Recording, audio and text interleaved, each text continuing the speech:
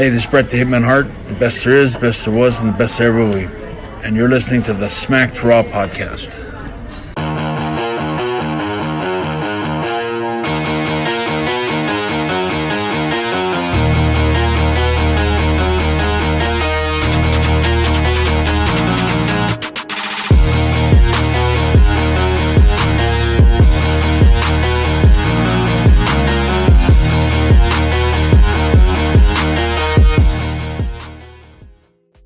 Everybody, welcome to The Rewind. It's that weekly wrestling show where myself and RN run down the latest happenings in professional wrestling, both in and outside the ring. We are your hosts. My name is Kyle Tyson.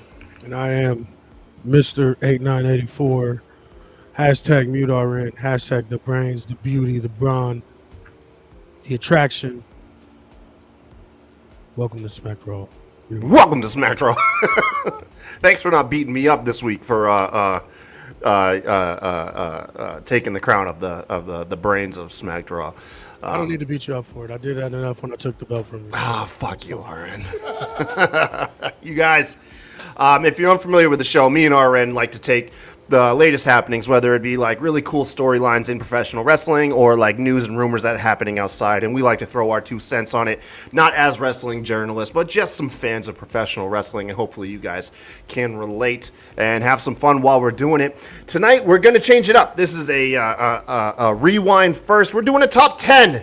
Because... Why didn't you give me the fucking rundown that we was doing the 10 thing? I would have did it with you, bro. My bad. We can do it. We can do it when we announce the numbers. When we announce the picks, we'll all do it. But yeah, breaking news. It broke today via ESPN and then later confirmed by WWE themselves that Jade Cargill has in fact signed a multi-year deal with WWE. This is something that RN and we've discussed multiple times throughout the past, that we're really excited by the idea of Jade in WWE. So to make sure that the algorithm picks up our content and shares it all around, we made it as topical as possible. And so we're giving you a double dose of Jade Cargill tonight. We are doing both top 10 list of ways the WWE can debut her. And then on top of that, we've got UWO. But for such a special episode like this, we decided to bring in some friends of the show. So without further ado, introducing first, Mr. Lee Walker. You guys know him from Perched on the Top Rope. This man secures a ton of wrestling interviews. Lately, most notably, he had an awesome interview with AEW wrestler Lance Archer. How are you, Lee? I am doing fantastic, and RN, I must say, we didn't plan accordingly today. Oh, shit. I just noticed the shirt. Hold on. Let me take myself out. Jesus is watching. And y'all need Jesus. What is it when we bring Lee in? We subconsciously, like, Lee, what is it about you and Smacked Raw where we get the uniform memo, like, unofficially? I don't know. Like, I didn't even realize it either until he said something. I picked up on it. I picked up on it right away. I saw RN's shirt, and like that's why like I don't. Even my cat noticed. I just went like this. I was in the waiting room like this because I saw RN's shirt, and I've been waiting. That's fantastic, Lee. Appreciate you hopping on the show. And then also from Bots, Spots, and Chair Shots and the trivia night with Boss Bitch Corner, it's our good friend Will Gray. What's up, Will? I'm so glad to be here.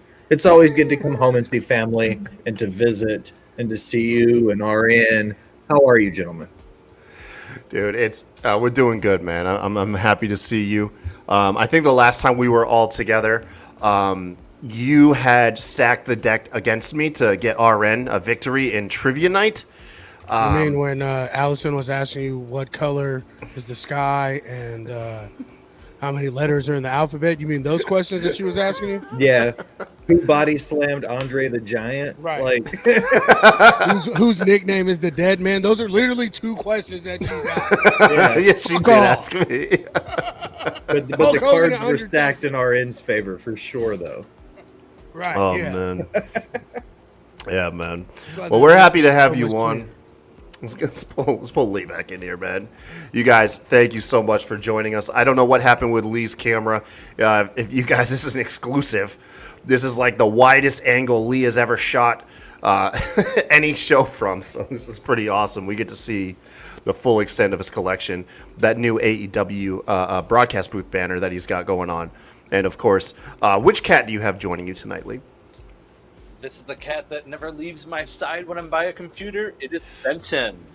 Benton, man. Yeah, we've gotten familiar with Benton. Benton is to perched on the top rope as my kids are to Right. Smacked Raw. It's Yeah. just you're guaranteed to make a cameo most shows. The show ain't going right if we don't get a cameo. Yeah. So you guys, once again, we're gonna do top 10 ways WWE could debut Jade Cargill. And by the way, this is just these are in no specific order. I think these are, for the most part, these are kind of like the most relatable ways that we all could think of.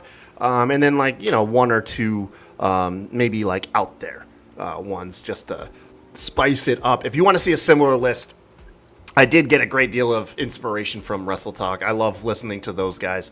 And they put out a similar piece of content about a week ago. And so, yes, I did draw a lot of inspiration from them before anybody thinks that I'm just like shamelessly ripping off other YouTubers. But anyways, before we do that, you guys, let's go ahead and just let people know, because it's already been a couple minutes, where you guys can find us. Here on The Rewind, we stream live every week, Tuesday at 9:30 p.m. Eastern Time on twitch.tv/SmackedRaw. Also on youtube.com/SmackedRawPodcast. And then the audio version is uploaded a day later pretty much everywhere. I'll go ahead and let Lee and Will fight in the Thunderdome to figure out who can plug their shit first. Go ahead, Will. I would like to say again, always thank you for having me on. It's always great to be back on Smack Raw. If you're interested in my shenanigans elsewhere and you check my link tree at the Will Gray, you'll find everything I do for Rivet City Radio, Botch Spots and Chair Shots, Creatia World, all of my dirt sheet writing for the sports or Last Word on Sports, pro wrestling stories, all that nonsense. Whatever you're into, I probably have done it or tried it or snorted it or smoked it. Jesus. Speaking of which, speaking of Jesus. Definitely wore the right shirt today. All right, ladies and gentlemen, you can find me anywhere and everywhere podcasts are found, from Apple, Google, Spotify, Stitcher, Podbean, Podbay, and Red Circle. It's perched on the top rope. And if you want to find us on YouTube, you can do at youtube.com youtube.com at perched on the top rope or youtube.com/perched on the top rope. Just remember, spoiler free's the way to be. Oh yeah, I I forgot love you you, used Lee. to. I forgot you used to write for the dirt sheets. Yeah. What was that famous publication you used to be employed by that everybody loves? Are you being sarcastic or? No, everybody. Isn't it like Ringside News? Everybody loves Ringside News. Yeah. That was Yeah. one of them. Yeah, no, you were one of the good ones, man. You were one of the good ones. Yeah. Between Lee and I, yeah. there's not very many left that the two of us haven't worked for. That's true. There you go. That's Pretty good. much, yeah. All right, you guys. So a little homework, or a little bit to catch you guys up. As I mentioned earlier, it broke earlier today via ESPN. Mark Raimondi. Rarkman. Yeah, he broke from ESPN and then, like I said, later confirmed by WWE. Jade Cargill, a rising star in professional wrestling, former champion in AEW, has signed with WWE. Promotion officials told ESPN. WWE is going full on, making a big deal about this. Like, instead of trying to hide it, they want everybody to break this as the biggest news possible. Cargill, who was AEW's longest reigning TBS champion and appeared on AEW television as recently as 2 weeks ago, will star in WWE on Tuesday at its will start with WWE on Tuesday at its Performance Center. That is today, by the way, in Orlando. It remains unclear if Cargill will go straight to the WWE main roster or if she will first perform for its developmental brand, NXT. Cargill, 31, has been wrestling professionally for only 2 years. Her in-ring debut came in AEW. She teamed with Shaq and took on AEW's other defector, Cody Rhodes, and then of course Red Velvet. Yeah, it was awesome. She's huge. She is such a huge part of AEW's foundation. Truly, their biggest and one of their only homegrown stars.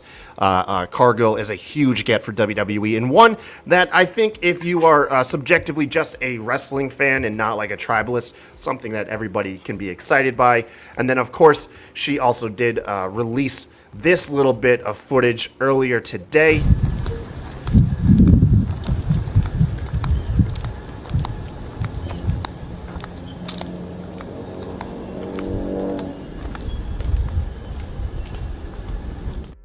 Course, her walking into the WWE Performance Center. Most notably, she walked through that NXT parking lot and didn't get jumped. So there you go. What an already breaking records in AEW on her first day. Looks like WWE without Vince is off to a great start. What the fuck is... I'm sorry, I just got to the chat, and the first thing I read is, I know Kyle for years, he still hasn't mastered using his mouth successfully. Oh, for my football. Yeah, Jesus Christ, Matt. Thank you. Thanks for hanging out with us, Matt. But... Oh, go ahead, man. Before we begin, I want to ask two things. One, can I do a... because you got your top 10 here, can I do like a honorable mention? By all means. Okay. And then the second thing is crap, now I forgot. All right. Oh, Jade Cargill is the first person hired after 21 are released. How would that make you feel after being fired if you were told budget cuts? Well, now it makes sense. No, now it's like, oh, well, yeah, exactly. Like, well, they were signing Jade, so I know why they cut us. Yeah, we had to make room for Cargill, man. We lost Will. Yeah, Will, we got nothing from you, bud. Can't hear you. Oh, There it because is. I muted myself. Yeah. What I was saying is, of all the people cut, there were like 3 people on the list making 7 figures. The rest of them were like 60, 75, 100,000 a year. And when you think about it, yeah, they probably cut enough people to cover her $1.25, $1.5 million a year. Yeah, I think it's a safe bet. She's easily coming in 7 figures, right? Oh, It yeah, happens no, in for sports sure. all the time. They cut people and cut salaries to sign people and to make It's a- money for people that are coming up whose contracts. So it's like, It's tough an break, motherfucker. NFL, baseball, NHL, NBA term, but look at the salary cap scenario. You can't Exactly. sign a player that needs to make $1.5 million if you've got $3 million in salary cap space used up by people you're not using. Facts. Exactly. So let's go ahead and kick off this top 10. Before we do, you guys have the top 10 in front of you guys. So I think Lee actually had a great idea. If you have any honorable mentions that are not on the official list, feel free to go ahead and we'll talk about them really quick. Lee, I'll let you kick it off. It was your idea. You want to know how you have Jade Cargill debut in WWE? You have her face Natalya Neidhart, because Natalya has to stick her nose in everything. And why not? It makes She was in the sense, contract right? signing. That's terrible. Why would you even say that? Why would you even put that into the fucking universe, bro? He's trying to What the get fuck? under your skin, RN. Because that's what's going to happen. She is going to just show up in some little promo that Jade's trying to do and be like, blah, blah, blah. You're new here. I've been here 15 years and done nothing. Blah, blah, blah. Let's go one on one so I can lose. She's the best women's wrestler they have. What are you talking about? No, that was Dana Brooke. Oh, that's... Fuck, dude. All right, I man. got an honorable mention. Yeah, go ahead, man. She debuts with the rest of the black people in her business, and they come out and help Bobby win the title. She helps body slams fucking Roman or Seth, one of them, and all the niggas is together. Oh my god, dude. Yeah, because she's black, and you got to put all black wrestlers together. Yes. Well, this is the I can't say it quite as eloquently as RN because I'd get canceled. But also think about the fact that Top Dollar just got released, but B-Fab and Asante the Adonis didn't. Think about her going in and think about the same vibe she had think about how the same vibe she had in AEW with the baddies and stuff. No! God. Just stop. It said they hit row changes. Hit row changes from a bunch of rap artists to a bunch of stomp artists, and they do step. Stop putting the black people together. And don't put her with those fucking weirdos. None of them were good. B-Fab couldn't rap. She couldn't wrestle. And Adonis, okay. He wasn't terrible, but Top Dollar, that was once Swerve was gone, they should have just burnt that shit to the ground and just start all over and repackage it. Because there is no hit row if you don't have a lead artist. It's like D12 without Eminem. It's like the Saint Lunatics without Nelly. Like, them motherfuckers is garbage without the top guy. And that's what happened to, he wasn't Top Dollar, he was Bottom Dollar. And she was not B-Fab, she was Trash Fab. And I ain't got nothing for Adonis because it was too quick. But yeah, them niggas is garbage. Ashanti the baddie. Look at the chat. That's what Ritter called him. Ashanti the baddie. You can't have the Saint Lunatics without Nelly. All right. Well, okay. So now that we got that out of our system, let's go to the top 10. 10. I'll kick this one off. This is the safe bet one. She debuts in NXT, of course. We'll get this one out of the way. This is the most boring answer, I think, in all of them. However, it still makes sense.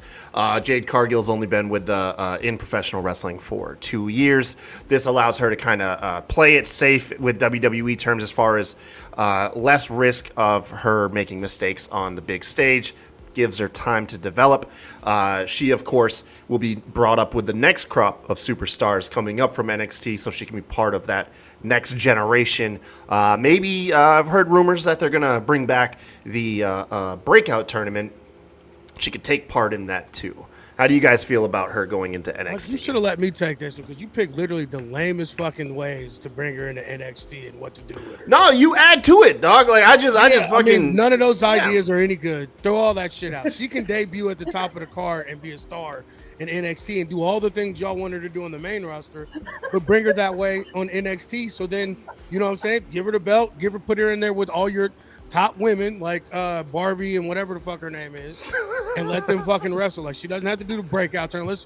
You don't put her in no breakout tournament. Like that's just beyond fucking dumb. But I said that she needs to go to NXT just to learn the WWE way, the hard cameras, things like that, like where she needs to the best position herself in the ring, things like that she definitely didn't fucking learn in AEW because their production was hot garbage and is hot garbage.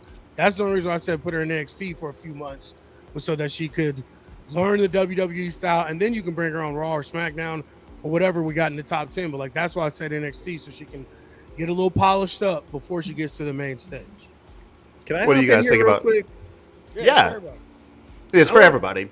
Okay, my thing is I don't disagree that maybe learning the NXT system and getting into the WWE machine isn't a bad idea. Not taking away from that at all. But this will be the second sports analogy I've used tonight, and I can't fucking believe that. This taking Jade Cargill and putting her in NXT is like drafting Peyton Manning and making him sit on the bench for a year. Yeah, I know, but see, these are all just top 10 reasons why this decision would be made. Not necessarily because we can counter every single pick we got on the top 10. Let me rebuttal this. Maybe Peyton should have sat for a year. He led the league in interceptions his rookie year. Maybe he should have sat a year. Hey, if you want to make an omelet, you got to break some eggs. Or if you want to make a star, maybe you shouldn't set her up for failure out the gate.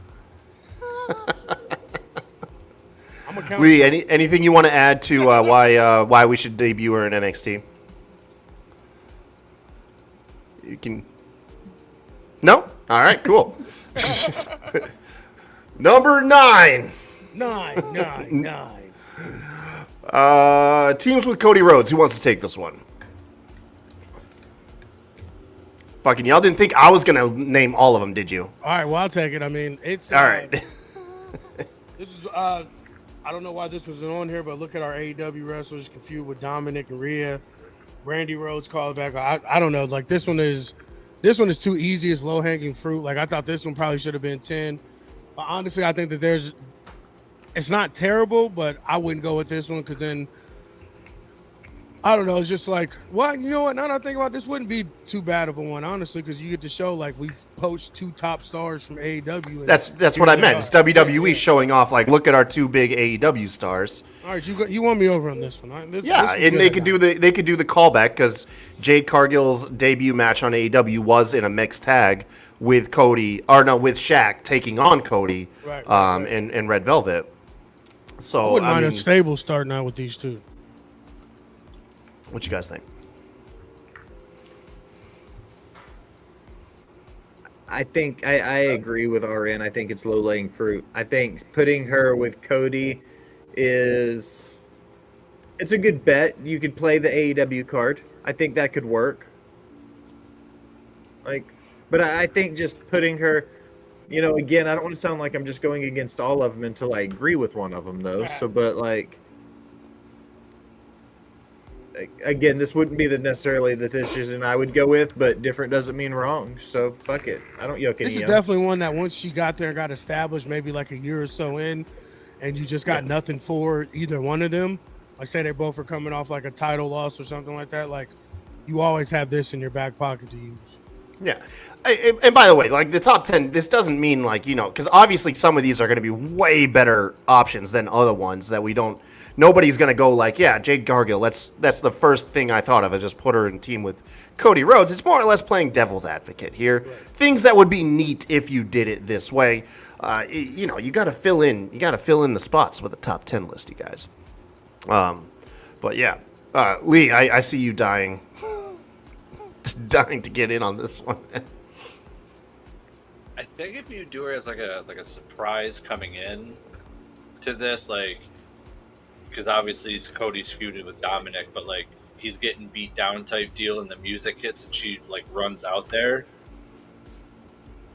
The only thing I'm concerned with, I mean, obviously WWE's making it a big deal, but I'm going to be more concerned with either the pops or boos, how loud they're going to be for her coming in. Yeah, I mean, WWE doesn't care about the live audience reaction anyways. They're going to pipe in their own audio noise to amplify their narrative.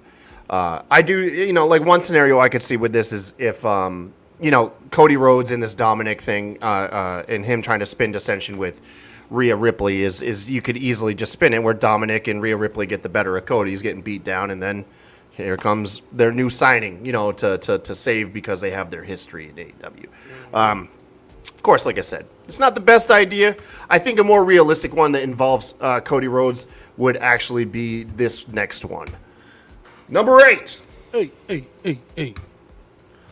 She debuts a SmackDown by Cody Rhodes. This pays off the whole trade storyline that we got going on with Jey Uso being traded to Raw. We still don't know who he was traded to Raw for. It could be a freshly signed Jade Cargill. This puts her at the top of the card right away, establishes her as a main eventer, and who knows, she could even wipe out Damage Control to establish her dominance on the blue brand. What do you guys think? I'd be pissed if I was Raw. Yeah, dude, tell me about it. I like the idea of her going, if she were to show up on SmackDown, having the opportunity to chew up the members of Damage Control on her way to Io Sky. I think that's a good build because that would give you, a pay-per-view match against Bayley, a pay-per-view match against Dakota Kai, or returning Tegan Nox if she's involved in there somewhere when she comes back in. Like, there's lots of options that could help build to Mania and have her be the main event at Mania against Io Sky. You know what I mean? Because there's a lot of meat on the bones if she starts chewing her way through Damage Control to get to Io. Yeah, and it kind of sets up what you want for your new star on the show. Anyways, is just here's a roster of wrestlers that you get to go through, and that will fill up a bunch of time. How do you feel about it, Lee? I like it.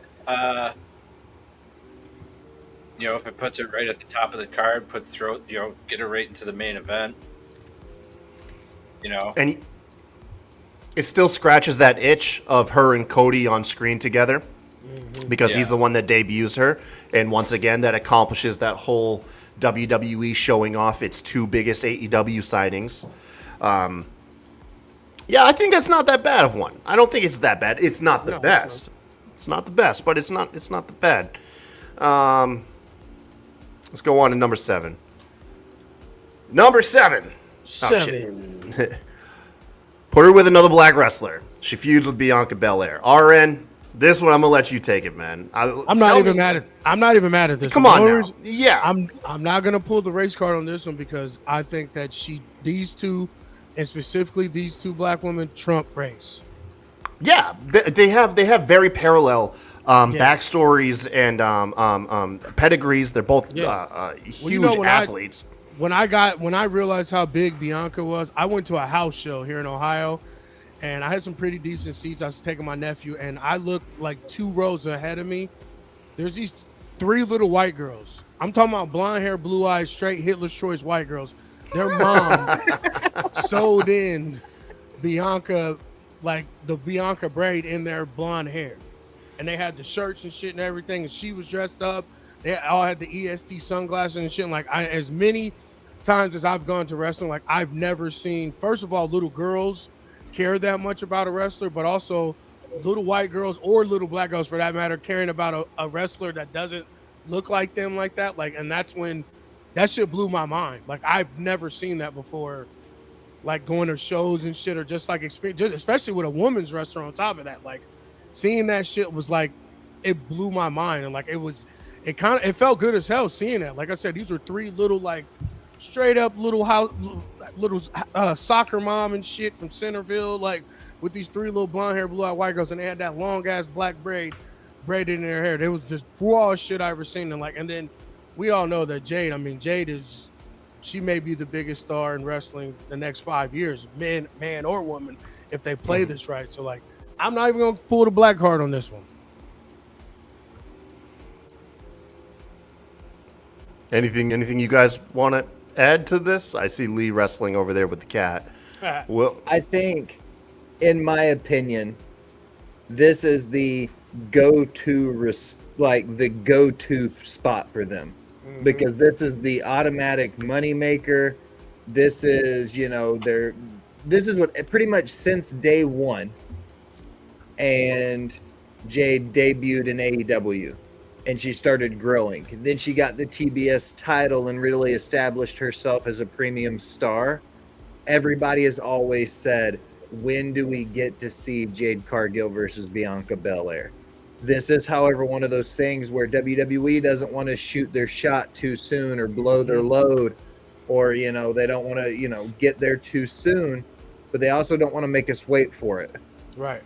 Because if Jade doesn't get over, think Flair in 92. I'm not going to say that's what could happen, but, like, Flair went to Connecticut in 92 expecting to be the biggest star in the world, and that good Southern wrestling just didn't get over with the WWE crowd. Jade on paper looks amazing. She's a talented star. If they wait too long, she might not get over, and we've watched WWE fumble big stars in the past. So I hope this is something they let breathe, but don't take too long to pull the trigger on. I think this is your Mania matchup, and you get all the things that we'll talk to for her debut. It's coming, but this is how you get. This should be the Mania matchup, and quite possibly maybe the Mania main event.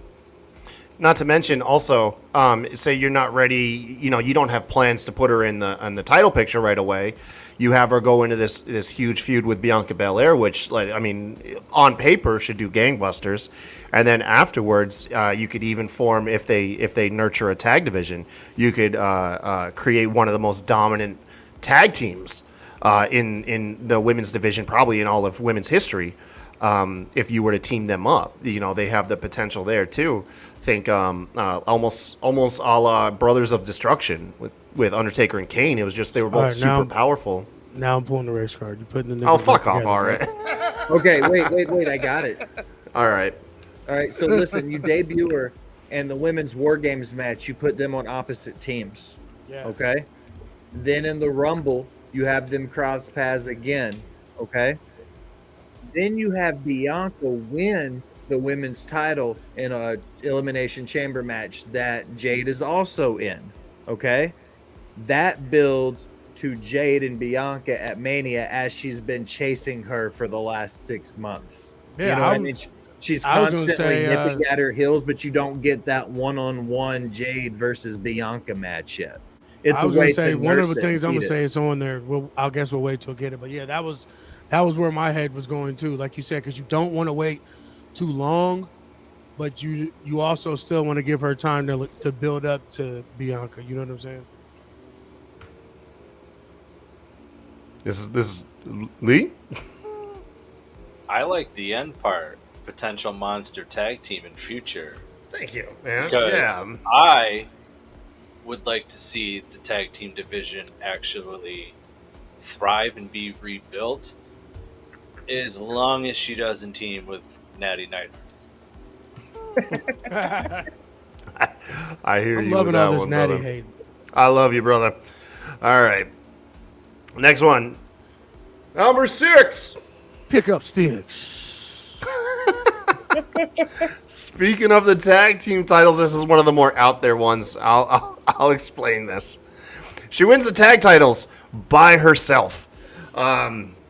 This is just the wacky one here for y'all. But now, hear me out. It would accomplish one thing. If she squashes Chelsea Green and whoever's filling in as Chelsea's tag team partner, right? She beats them both to win the tag titles. She, at that point, melds them together. She just merges them into creating a singular women's mid-card title. And then she can go ahead and go on maybe another TBS-esque title reign with the new formed women's mid-card belt. And it gives all the lower talent in the women's division, like Natty, a belt to fight over. Granted, before you guys shit on this, can anybody here play devil's advocate for me? No, I was going and defend this pick. At first, I didn't read all the way through that part, but yeah, turning to the women's mid card title, like I'm actually kind of here for this, like because there is no tag team division, there is no actual fucking tag. There's one tag team is Jade, the little tiny girls, the Bob, what is it, the Bratz dolls. What's her name? Katana and the other girl. Katana Chance and I never remember her Disco partner's name. Ninja Sex Never. Party. Whatever the hell they are. That's the Whatever only they are, man. women's tag team. The rest of the shit is just them throwing motherfuckers against the wall, hoping to stick, throwing shit. So I'm down with this. Let her beat the fuck out of Chelsea Green or whoever, Dewdrop, Sugar Plum, whatever fuck these bitches' names is. She can drop whatever she wants on my face. Facts. And then just turn This is shit into the way to look at it is if she goes into the women's division and she's like, give me a shot, and they're like, no, then she could go in and manhandle everybody in the division and make herself look larger than life, beating both tag champions, holding the tag belts hostage, making them have to give her an opportunity because she's squashing everybody. You thought her TBS title run was big. Make her go on a legit WWE style fucking Goldberg run where she squashes everybody between her and the world title, and then her and Rhea Ripley at WrestleMania. Think about how big Rhea will be in another 9 months with that belt around her waist. She's been, the most dominant champ they have. And then you just have fucking not Bianca, you have Jade go on the tirade and just roughshod through the entire women's division, NXT, SmackDown, Raw, fucking anywhere she wants to go. She just starts picking champions off one at a time. Maybe not a bad idea. Not the great one, not the one to go with, but making her look unbeatable, definitely a good way to go with it. And beating your tag champions by yourself is a good start. I'm thinking also Lance Storm, Team Canada, where he just collected all the fucking belts and like renamed them. Bingo. I'm into that. And a way to, granted, the odds are not that great, but a way realistically this would happen would be WWE aren't interested in having her dethrone, say, like Rhea or Io right away, but they're like, you know what? We have these tag belts that we clearly don't give a fuck about. Yeah, do something with them. Like, do something with them. Bring eyes to that division, and we'll make it into your story, where you're like just like this giant force, and you took those belts, and then now we'll have like an interesting story. RIP to that women's tag division, but WWE never gave a crap about them anyway. So, yeah, I can see that. This wasn't that one. This wasn't as bad as it started out. As it seems on the surface, right? Yeah, There's a little something to it. All right. Here's one I hope you all might be a little bit more excited for. All right, which one was this? Oh yeah, number 5. 5. She beats Nia Jax out of WWE. So now here is where we start to tease the potential of this might be what WWE is doing. Nia Jax is now back with the company after a long absence. She was fired, I believe, last year. She has since come back. She is essentially telling the women's division, find somebody that can beat me. She is not really feuding with anybody directly, although she has taken out Rhea Ripley, is the story they're telling. This all could be to set up the debut of the newly signed Jade Cargill, where she comes in and she smashes Nia Jax so bad that Nia Jax goes right back into her WWE retirement. One thing this kind of made me think of is, do you guys remember Dan Matha in NXT by any chance? No. So NXT, this is weird. This is like one of the only NXT things that I remember. NXT spent some time building up this hyped up wrestler, right? And they were showing vignettes for this wrestler that was set to debut, and his name was Dan Matha. And when he finally did debut, Samoa Joe just squashed him and kicked him out of NXT, and he was gone and never heard of again. So WWE literally built up a guy just to do the job for Samoa Joe. This could be what they're doing with Nia Jax, where they're building her up only to get absolutely destroyed by Jade Cargill, and then maybe is tossed out of the company. I don't understand why everybody hates Nia Jax. Like, I don't get it. Like, she's not that terrible of a wrestler. I mean, her character's always been strong. Like, she's a decent looking broad for a sturdy one. Like, I don't understand. Like, for a sturdy one. Listen, man, I like that. if your guys ain't touching, we ain't touching. That's all I got to say about it. That's what I'm saying, bro. I like my women like I like my oatmeal. Thick. Thick. With a little bit of sugar. You know what I'm saying? Yes, sir. I don't get it. I mean, She's really nice.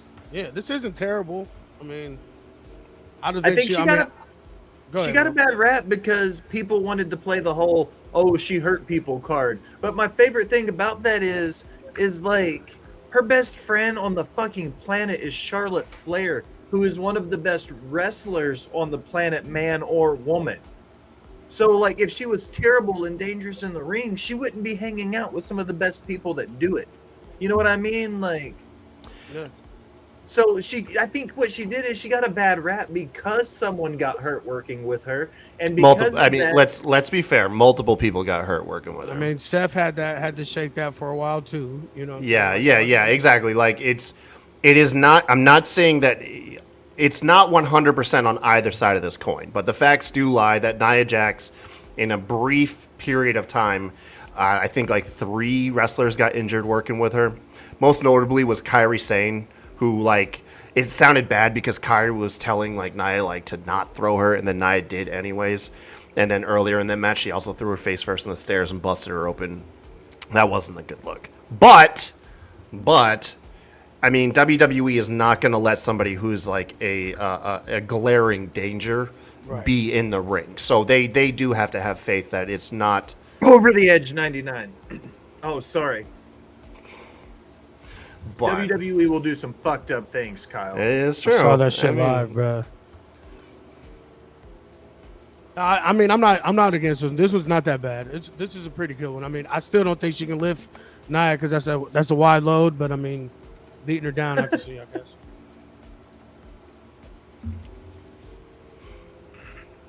Are you okay, Lee? Yeah, I'm just Factory kind of. reset.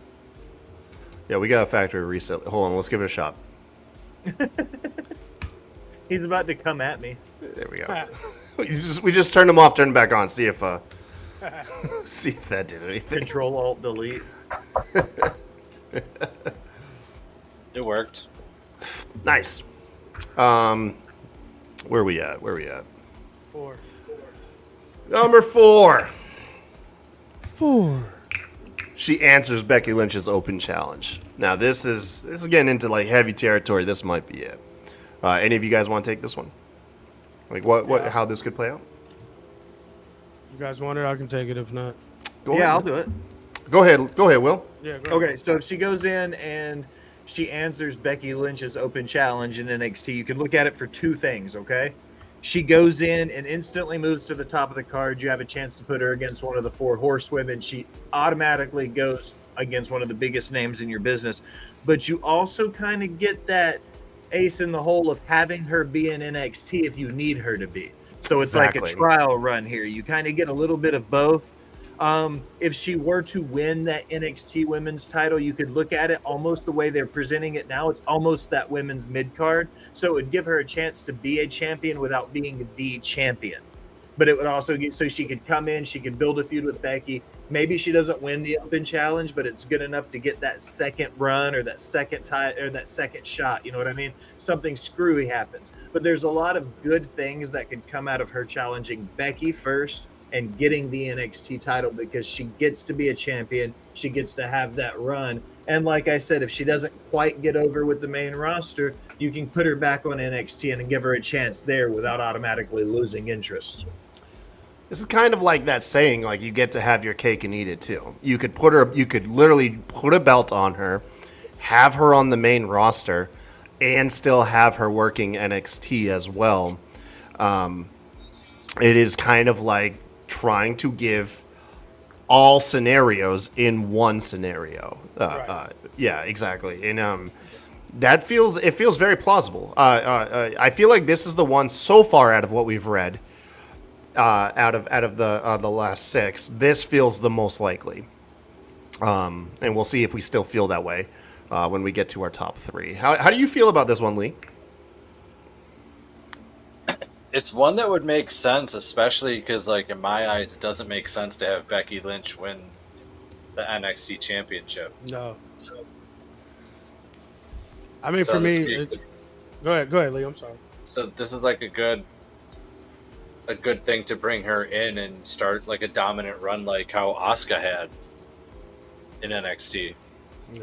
And I hate to be a broken record here, but if you want to try to recreate the TBS title run, WWE has shown great restraint with allowing champions to hold NXT titles genuinely much longer than WWE main card titles, with the exception, of course, Gunther's Intercontinental reign. But you think of like Pete Dunne, Walter, Asuka, Samoa Joe, all of these people, Shayna Baszler, I think, too, as well. All these people held NXT Gold forever. So if you did want a belt that you could give Jade and let her hold on to try to recreate that TBS run, most realistically, you'd do it with an NXT title. I'm just pulling out my race card right here. I just want to see a nigga beat Becky Lynch in 10 seconds like she did Bianca. We want our win back. Booyaka. All right, number 3. Let me see, where is it? Yeah, there we go. 3. She beat Charlotte Flair. Okay, we had to do it at some point. Charlotte has always got to be involved in every major thing that happens in WWE. So what else would you expect? Jade Cargill probably debuts on the main roster, talks about her title aspirations. Charlotte Flair hears another female wrestler talking about a title, and of course her music hits, and we kick off that feud. However, there's a lot of good things that could come over. Charlotte Flair, we have to admit, at some point sooner than later, has got to get to that phase of her career where she's putting over the next generation of talent. Time comes for all of us, and Charlotte Flair is not going to be any exception to that either. Whether this is that time or it's still got a couple more years, we know it is right around the corner. This could be one of those moments that we get to do that. I would say Charlotte has what I like to call the Jeff Hardy or Finn Balor treatment in WWE. What I mean by that is Jeff and Finn would come back, start a feud with somebody fairly big, lose the feud, leave, only to come back later, but always still get that pop from the crowd. You know what I mean? Mm-hmm. Like that pop has never gone away, whether it's Finn Balor or Jeff Hardy. But they would go away, come back, go away, come back. Charlotte's been doing the same thing. Yeah. So, I say this time you have Charlotte come back, her get in the ring and just be like, I've done it all. There's no one left for me here to beat, blah, blah, blah, yada, yada. Out comes Jade Cargill to prove her otherwise. So the other way around, it's not Jade going, I'm here for a belt, and Charlotte's like, oh, someone said belt. Yeah, it's Charlotte. Nice, it's I like Charlotte that. basically saying the reason why I'm not wrestling is because there's nothing left for me to do here. There's no one for me to beat. I've beat everybody. I've held the championships, yada yada. Agreed. So you rolled Jade's music out, lights go out, bada bing, bada boom. Hopefully bing, it's bada enough boom. for the crowd to go nuts. You say nuts? And you can have Charlotte lose, and she can leave for a while and come back, and guess what? When she comes back, she's still going to get that pop. That's number 3 is the way to do it. I like that. It's also, once again, a very, very plausible scenario. Noob says she needs to be in a non-title feud between title reigns. Yeah, because otherwise she is going to, by the time she retire, have 23 title reigns. I think they acknowledge. What do they acknowledge right now? 14? I think 14 is what they're acknowledging with Charlotte. I've lost count, to be fair. I agree with you, Lee, and I think the reason being is why she always gets that pop when she comes back is even though most of us groan about Charlotte constantly being in the top of the card, just a mainstay that won't go away. I don't know a damn wrestling fan that doesn't actually respect her. There's the people out there that throw out the comments that she just relies on her dad's name. I solely believe that's just to get a rise out of people. I feel like anybody that is truly a fan of wrestling, Charlotte's won everybody's respect and then some. And I think that's why people always get excited to see Charlotte, regardless, is because the greatest women's wrestler of all time. Because of just how great her pedigree is. Allison's telling me to acknowledge the things I say. No, Allison, early in the list you insulted me and said, who made this list? And so that's what you get. That's what you get, is ignored the whole time. She's just mean. She's spiteful. She's angry. Yeah. Oh, man. Number 2. She beats Rhea Ripley. This is a big one. Rhea obviously is running out of competitors on the main roster. Assuming she beats Nia Jax for Nia jumping her, she'll be fresh out of competition, and she essentially no one will seem on her level. That is when you debut Jade Cargill, who not only can match the star power of Rhea Ripley, but the actual size and physical power. Not to mention, assuming Jade would win this and win the belt, that would just skyrocket Jade's stock to top of the card in WWE. She will be on the front of posters, graphics, pay-per-views. Jade's face will be everywhere. She will literally be the poster girl of WWE. This is probably how you make the biggest splash immediately with Jade Cargill. What do you guys think? Yeah, I don't know. Like, I'm 50-50 on this one because at the same time, like, I don't want to hurt Rhea's star. So, like, I would probably do something else. I think I would go more with the Becky or the Charlotte first, non-title shit, and then we build up to some Mania action with Rhea. But I mean, it's not terrible, but like, I wouldn't want to do to Rhea what Becky did to Bianca. You know what I'm saying? Like, I'd rather go another route. No, I like that. I like that comparison because that is a risk that you run. When Becky squashed Bianca in like the 14 seconds. Yeah, it took the wind out of Bianca's sails for a year, and arguably Bianca never hasn't regained. Yeah, it hasn't fully recovered since then. She's regained a bunch of ground, but you can argue that she hasn't felt as big a deal as she did up until that point. And you do run that risk if you do this idea. Go ahead, Will or Fleet. I think this is that kind of, next to the Bianca feud, I would say this is that go-to idea, right? Would be just to immediately put her to the front of the line against your biggest women's star and start building a feud there. But again, I think I agree with RN, going the Becky route or going the Charlotte route, letting her build a feud with one of your biggest stars, but it not being the title first might be the best way. So that way you can, it's like Charlotte, one of the biggest stars with no titles involved.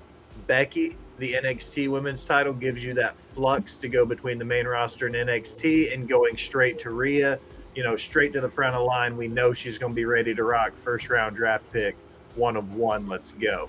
So I think using those three as your baseline, it's all about where you feel the most comfortable putting your aces in their places. I like the aces in their places. I like that, man. Lee was giving a thumbs down to this. Yeah, because there's no way that I see Jade Cargill beating the champ, beating my big titty emo goth baby mommy. Okay. All right. Just... Fair enough. Okay. There you go. Hey, man, everybody's got an argument to make. Short and sweet, man. All right, I get those two. Number one, you debut her in the Royal Rumble. As let's face it, the Royal Rumble has lacked the major star power surprises that we've gotten. We arguably haven't had that big of a WWE debut in the Royal Rumble since AJ Styles, I believe, back in 2016. So we're working on almost 8 years now since we've had a huge WWE debut.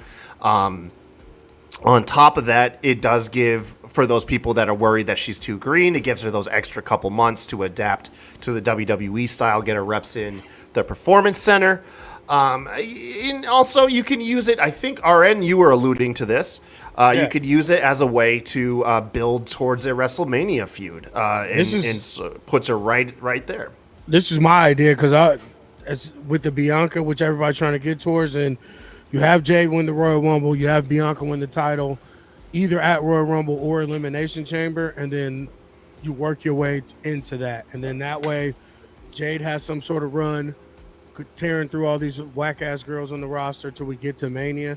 And then you also have a minority-led main event for night 1 or night 2, and you have a star-making moment for arguably the biggest star in wrestling right now at Mania night 1, whatever. Yeah. I think this is I feel like this is truly the biggest bet. It also, because right now everybody is because this is like prime hype right now. She was signed today. She's been talked about heavily for the last week or so. And so everybody is like tuning into Raw, SmackDown, NXT, just looking for any hint of Jade Cargill to appear. This would allow some time for that anticipation and hype to die down. So arguably you get that like a genuine surprise. It's not saying that you wouldn't, if she hasn't debuted by Rumble. I'm pretty sure a lot of fans would still go into that show expecting her. But it would still allow a level of surprise that you're not going to get if she does just appear on Raw next week. And like I said, she can still do the NXT thing too. Go off TV for a couple weeks and then re-debut at the Rumble. Yeah, that's true too. I didn't even think of that. I like that because you could get a little bit of an NXT run in, get her, worked up some, and then her be the big NXT thing, and then place really well in the Rumble, which starts the momentum on the main roster. So that's another good option.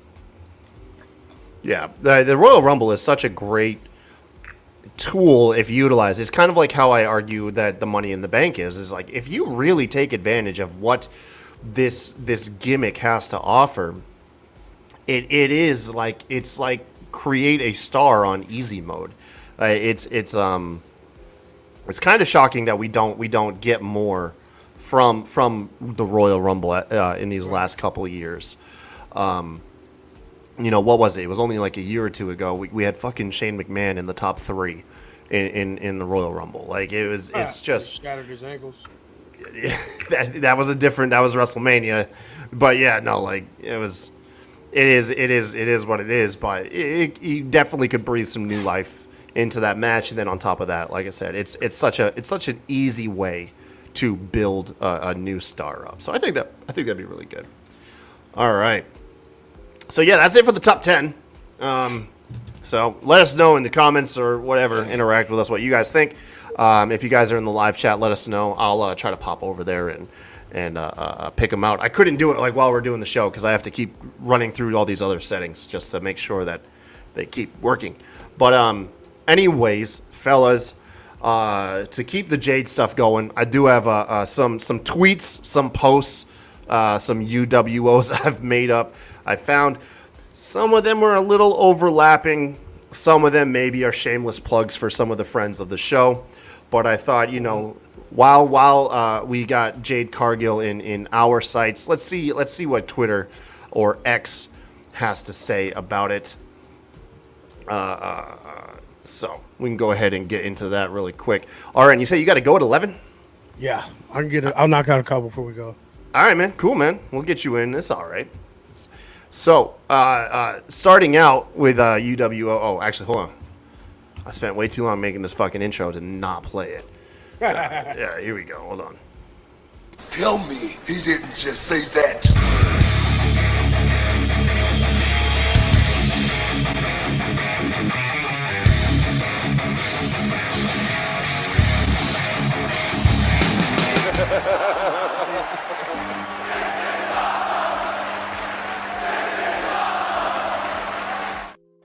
I really got to make a new one now that it's fucking X and there's like no bird or anything anywhere else. Anyways,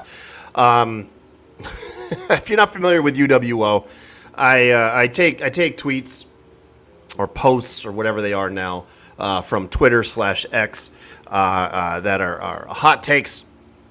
I read them off to my guests on the show, and then you guys let us know if it really is a hot take or if they're valid. I'm not gonna lie, with the stuff with Jade here, this is just more or less more safe bets than hot tweets. But we'll see what you guys think. So first up, Kyle from the Apron Bump says people who are still overly obsessed with Jade Cargill's work rate need to pull their heads out their asses. So if there is one thing that you could critique Jade on is she's not the biggest in-ring technician. She's kind of more John Cena 5 Moves of Doom-esque, although she does have some pretty cool stuff in her arsenal. Most notably, she has some pretty creative ways to get to her finishing move. I believe it's called Jaded. However, she is not known for her work rate. Is that an on? Do people have a right to critique that she's not a 5-star wrestler? Or do they just need us to come and like, hey, look, there's way more to a wrestler than just their in-ring ability? Both can be right at the same time. Like, you can critique it, and that is something she needs to work on. But she showed us numerous times that she is working on it. From working with CM Punk to Daniel Bryan, like they've all given her like praise on how she's continuously working at her craft, trying to get better at it. So like, I guess I'm gonna go with him on this one. Yeah. I'm gonna go with Pretty Kyle on this. Yeah, I think I'll agree with him. I mean, she's gotten better as time has gone on. I'll say that. All right, simple enough. All right, Pretty Kyle. It looks like you're going to get a pass on this one. Oh, yeah. All right, fellas, I gotta hop off here. I gotta go pick my bum cousin up from work. But thanks for coming on, guys. I appreciate you, and I'll hit you guys in the chat. Later, Good to see you, RN. RN. All right, and then there was 3. Let's see here, you guys. Coming in from Get Yo Podcast, Jade Cargill needs to bring back the Chitara ring gear for WWE. Jade Cargill, one of the wrestlers that's really well known for her cosplay. Most notably, my favorite one was when she dressed up as Jade from Mortal Kombat. I think I'm going to rephrase this tweet is that we need to see more cosplay from Cargill. Are you guys a fan of the cosplay or no? I love it. Love it. Yeah. Once again, safe bet here.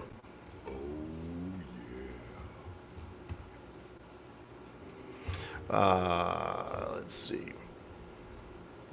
Mouse like kind of jacked up there.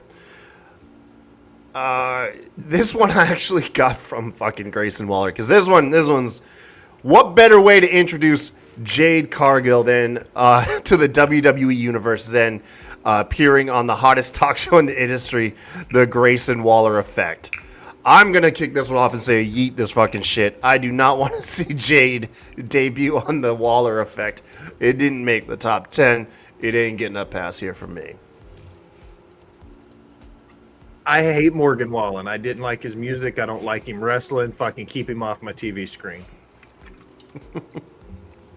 I'm for it if she kicks his ass. Okay. It's still 2-1 though, so we're gonna yeet that shit. Yeet.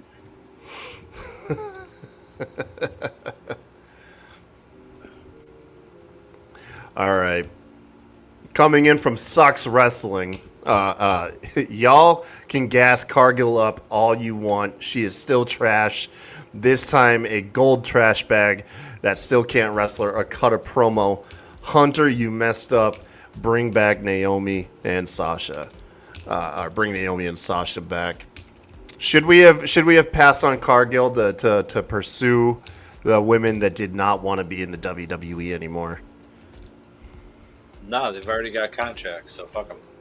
Yeah, fuck that guy. Yeah, his appropriately named wrestling fans suck too, by the way. Trinity's killing it in Impact as the Knockouts champion. She's done nothing but great things since she's been there. And as soon as Sasha comes back from injury, she'll be immediately placed back in that New Japan Strong Women's Open Weight ICUP Championship forever, whatever they're called. Like, yeah, I'm not gonna lie. I had to dig to find the Cargill haters. I will say I was pleasantly surprised while I was combing through Twitter that way more people are supportive of this move than knocking it. Not saying that you won't find those critiques, but I actually had to go out of my way to find all of those trash takes. Okay. This one comes in from at Death Metal Dance Party.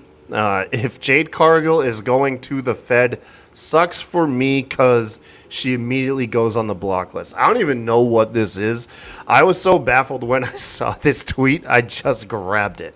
I'm not even sure what this opinion is, other than I'm assuming there's some sort of block list that he's putting someone on, she's on. I don't know. I don't know what this is, guys. I'm sorry. I got it because it did make me chuckle when I found it. what he's saying is if Jade goes to the WWE, the Fed he's going to block her because she works for WWE now. Oh, this is a which sucks for tribalist them. tweet. Yeah, tribalist thing. I read this first as a fan of WWE. That's why it confused me. No, this is an AEW tribalist. That Yeah. makes sense. One of your Okay. people, You know, Kyle. It's one of my. You know what Shut that the dude fuck up. needs? Dude just needs a V8. Yeah. He does need a V8. That vegetable juice will really help. That's just This one- V8 with a bunch of sugar in it, Kyle. That's not really V8. This one? Hey, wait, no. It says no added sugars. No sugar added. What's your daily percentage of your sugars on the back? Oh, Jesus. How many grams of sugar? Total sugar's 18 grams. Oops. Yeah, and I'm only supposed to drink 8 ounces of this, not the whole thing. So, yeah, I'm probably developing diabetes live on air. I drink Dr. Pepper like it's my job. There's 40 grams of sugar in every 12-ounce can, and I drink 6 to 8 a day. Good God.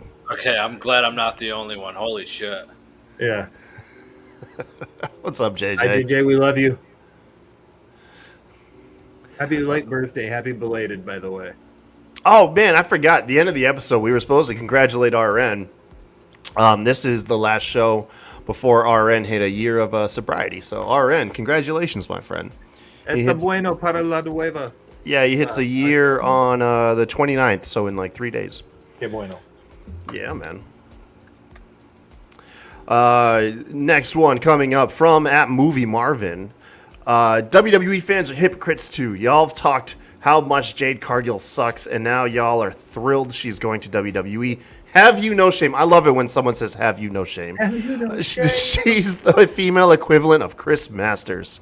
She's green and sloppy, but looks like $1 million. The last thing the WWE Women's Division needs, have some self-respect and stick with what you say. Good God, who burned Movie Marvin, man? Somebody.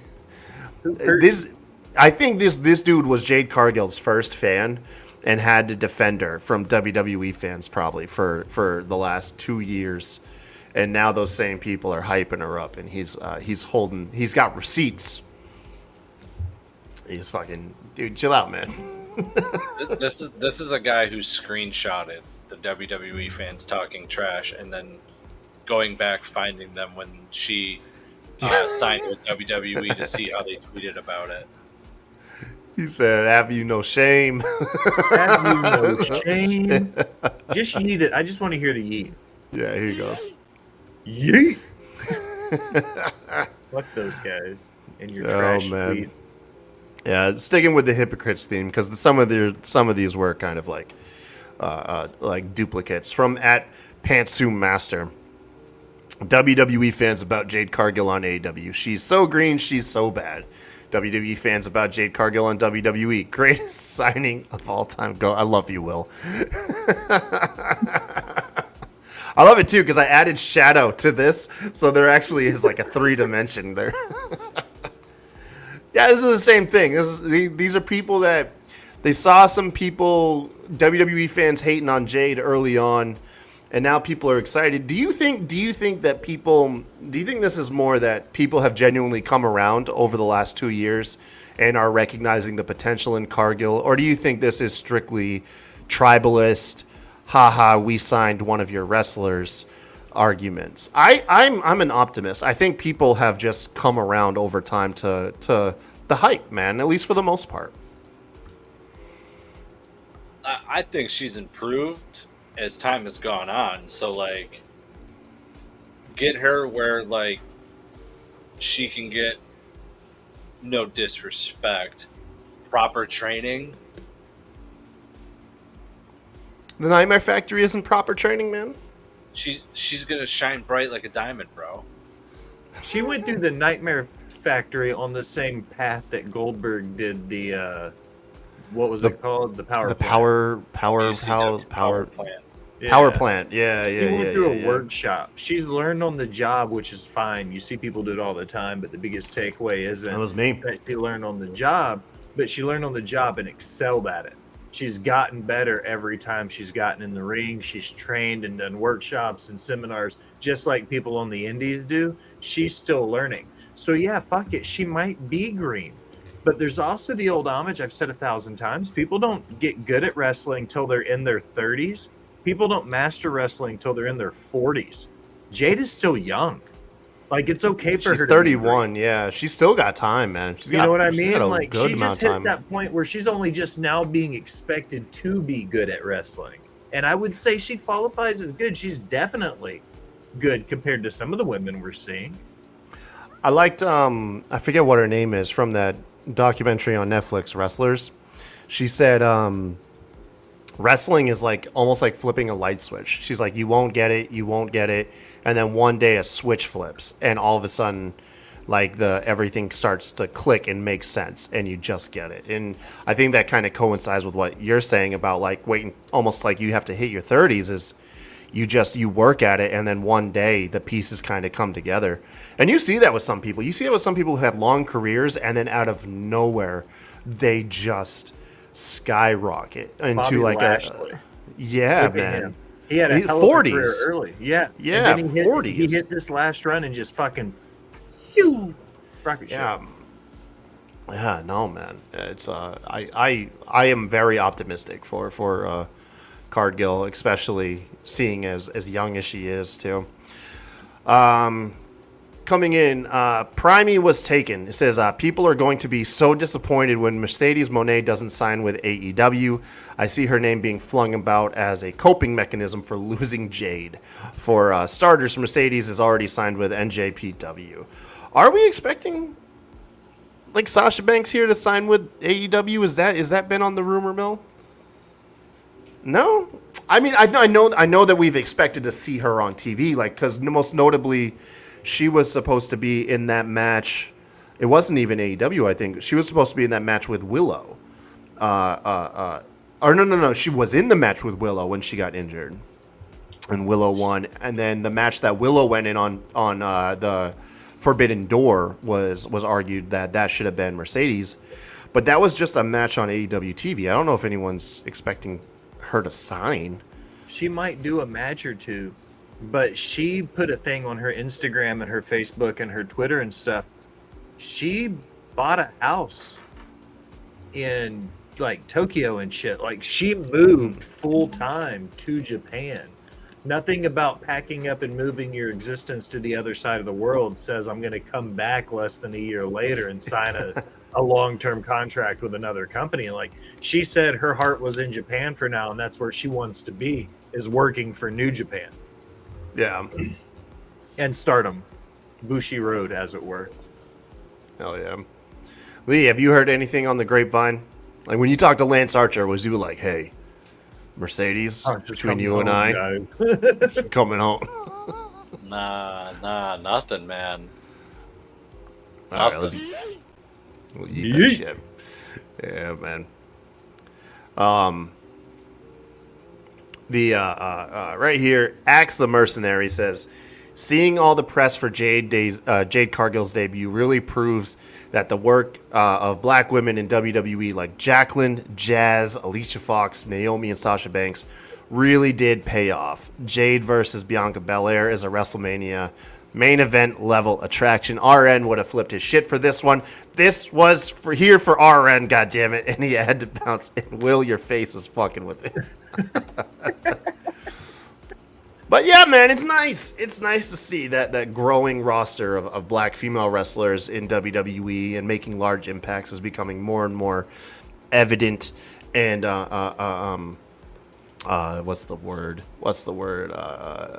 recognized by modern wrestling fans. Yeah, man. Not to mention, I remember being younger and watching. I never really got into Jazz. There was something that didn't click for me, but I remember Jacqueline. I thought was badass as a kid. When she was because she tore it up there for a bit with Sable in them. Yeah. And I remember Jacqueline. I thought she was pretty cool. I didn't get it with Alicia Fox, but I know if you go on record saying that like Alicia Fox was anything other than like a WWE Hall of Famer, like people will come for the throat.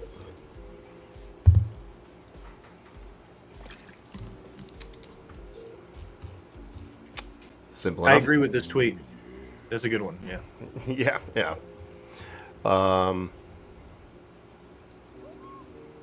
And then the last one, From Royal Roads _ Tony Khan needs to sign Mercedes Moné more now than ever. Jade Cargill walking away from AEW to sign with WWE immediately weakens the AEW women's division, strengthening WWE significantly in the long run with their many newly possible feuds. This is like this. They talk about this like a defection in a war. Our forces have weakened while theirs have grown exponentially. Like we need a savior. Oh, this poor guy, man. This poor guy. I don't know. I'm gonna say it though. Mercedes Moné, Sasha, looks fine as shit in that gear. Yeah, New Japan gear is really cool, man. Like women's New Japan gear is very colorful and vibrant. It is, man. It's really cool. Random fact. You know there wasn't a women's match at Wrestle Kingdom until Wrestle Kingdom 16? I thought I do kind of remember hearing something about that. Who was the first match again? It was Kyrie versus... Mercedes, right? No. It was Kyrie versus somebody in a pre-show match. But yes, I have it written down in my notebook somewhere. I'd have to go find a 2019, 2020 notebook. Yeah, one of your like 13,000 notebooks that you have.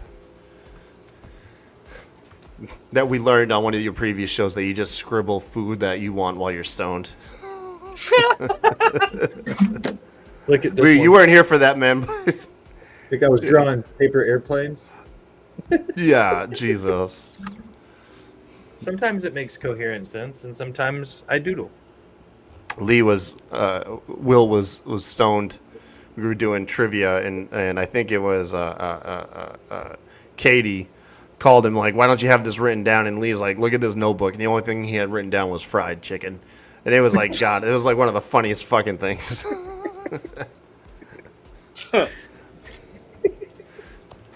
You're absolutely right. That was amazing. Oh man, I'm gonna eat that tweet, by the way. You Yeah, man, that's it. Overall, you guys, all the gimmicks, all the how she debuts, we can all agree this is a good move, right? For pro wrestling, this is somebody who has a high ceiling for potential, going to a company that we perceive as most likely to help them achieve that potential, whether it be in professional wrestling or just their professional career. I think you guys would agree with that statement, right? Yeah. Yeah, 100%. Yeah, it's and this is coming from me, who, like, I'm a really big AEW fan, but like RN and I've always said, Cargill has this. Some people just seem like they're destined for certain teams and companies. Tom Brady never felt right away from the New England Patriots. Michael Jordan with the Chicago Bulls. And Jade Cargill just seems to have that feel for WWE, where she just seems like that is just the place for her. And honestly, with her crossover appeal, that company has the proven track record to help people achieve that crossover. And the crossover thing, look at ESPN. Yeah. ESPN the people who doesn't broke report. Yeah, they don't report, wrestling signings. Like, that shows you how big she is for ESPN to break that. For WWE to decide that's the outlet they want to do it. Like, that's huge, because that's different than, no free shout outs, but, everybody's favorite dirt sheet writer, SRS, or somebody like that. Like, like, they went to ESPN and did it. Like, that's huge. Because they want it to be mainstream. It's not. Yeah. They see her as having the potential to reach outside the pro wrestling bubble and hit a mainstream audience, and she's proven it. She's without sounding like a mark over here, is I've always found her, like, when she's on TV, especially her entrances, she's absolutely captivating. There is just that special it factor about her, and WWE sees it too, and that's why you know, we all know it. They backed the Brinks truck up for her in this one, man. I'm pretty sure she got done tweeting from her house that, you know, Tony Khan was a great mentor and she was never going to wrestle anywhere else, just as she heard a truck beeping and backing up into her yard and dumping off a boatload of cash in the front yard. So, yeah, it's going to be fun. It's going to be a lot of fun. But really quick, gun to your head before we bounce. How do you see her debut? Like, how do you personally, now that we've done the list and all of that bullshit, what do you think her debut is, personally? I think they figure out a way to do it as soon as possible, safely, without exposing her. They don't want to put her in a situation where she's not going to look anything other than 100% or great. But if you were to place a bet on like a specific way to debut her, like whether it be confronting an opponent or in a match, what my bet is that she will be debuted. I'm just gonna say she debuts at the Rumble. I say that's what I think that they're gonna do. I say they give her a couple weeks to train at the Performance Center, kind of get some WWE reps under her belt, and then what she does is she goes in against a Becky Lynch or something like that, so they have the safety net of NXT, but also have a chance to put her against one of their biggest stars in the company. Sick. What about you, Lee? So I feel like, kind of like what Will said, they're going to try and push this right away with her. And I think we see her just confront a champion right off the bat. But rather first give her the training, they're going to do what they did with Ronda Rousey with her and have her practice the matches over and over again so she has the match down right. And then I think you see her split her wrestling part-time, like part-time wrestling, part-time training. Like, she'll be on the show every week, but she won't wrestle every week. Yeah. Okay. So you say she debuts against a champ too as well. So we all see her like immediate title aspirations. Yeah. Yeah. I agree. That's the easy. I mean, WWE, they want their poster children to have belts. Like that at the end of the day, they don't believe in having a star without having a belt attached to them. So I agree. I think whatever she does, there's going to be a title involved right out the gate. I can agree with that. Yeah. All right, you guys. I appreciate y'all coming on. I think we're gonna wrap it here. It's been a fun last hour and a half with y'all fellas. Yes, it's been a pleasure, Kyle. Thank you for having me on. I appreciate it, Lee. Look, we plugged our stuff at the beginning of the show, but if you want to do like a quick shameless plug before we bounce, anything that you got upcoming down the pipeline, go ahead. I'm a chef by trade and a mark by choice. I am the Will Grant. I'm the host of Box Spots and Chair Shots. You can find us on Rivet City Radio on Sundays at 7 p.m. Central Time. It's 8 o'clock for you Eastern times. I'll drop the news right now. Ladies and gentlemen, tomorrow, 8 p.m. Eastern Time, former New Japan Pro Wrestling, former WWE superstar, Yoshitatsu has his own podcast coming out, Yoshitatsu Unleashed. Go check it out at youtube.com/Yoshi Unleashed. Sweet deal. All right, you guys. Thank you. Until next time. Excuse me. Fuck. Y'all have a good one.